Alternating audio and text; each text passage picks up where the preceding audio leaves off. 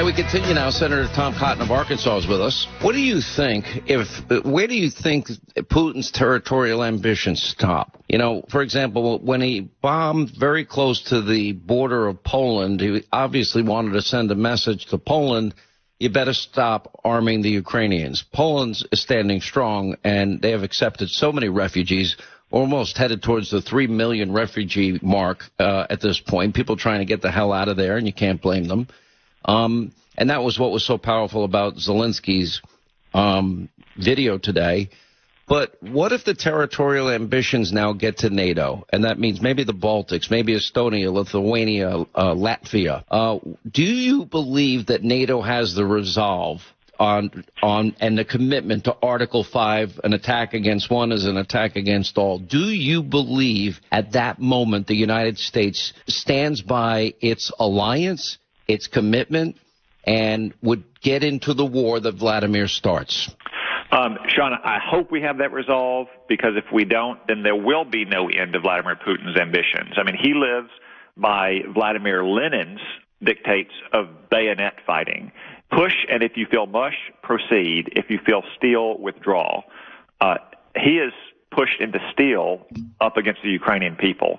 The question is whether President Biden will lead NATO to continue steely resolve. I mean, you saw just yesterday, Sean, the heads of state from Poland and Czechia and Slovenia risked their lives to travel to Kyiv to meet with President Zelensky. Pretty impressive. Many of our NATO allies in Eastern Europe who lived under Russian domination in the Cold War are more than willing to fight back, but they need the larger NATO countries, not just the United States, but Germany and France and Italy and the United Kingdom and Canada to have their back as well. And as you said, Vladimir Putin struck within about 10 miles of the Polish border. That was also an effort to try to intimidate President Biden and to scare them into not continuing to supply weapons into Ukraine.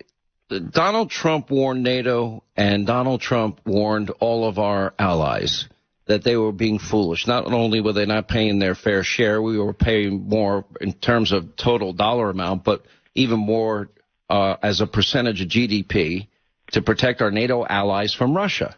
And then countries like Germany turned around and made billion-dollar deals with Russia and Putin for energy. What is the answer, the short-term answer, to get our European NATO allies the energy they need, as it is the lifeblood of the world's economy?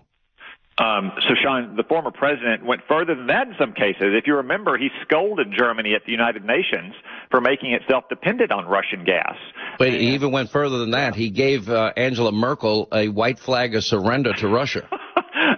And everyone rolled their eyes and acted like he was being an impertinent little kid at the dinner table, when in reality that's exactly what Germany did. You're right that we need to support our European partners with energy needs. We need to produce more of our own energy so we can do exactly that. The president needs to get off the dime and improve every single permit for a liquefied natural gas export facility so we can produce more American gas and send it to Europe. Fortunately, we're about to go into the spring and summer months where the demand for gas will plummet in Europe. We also have the opportunity to work with partners like Australia and Qatar that produce a lot of natural gas. By the way, even the pipeline that Israel wants to build, the Mediterranean pipeline. And that's another example. So we should be doing everything we can to get as much oil and gas on the market from places besides Russia and Iran and Venezuela, which is the exact opposite of what Joe Biden is doing right now. Anyway, Senator Cotton, we always appreciate your reason, your sense, your patriotism, your commitment to your country, our national defense. You're doing a great job. Senator Tom Cotton of Arkansas, thank you, sir.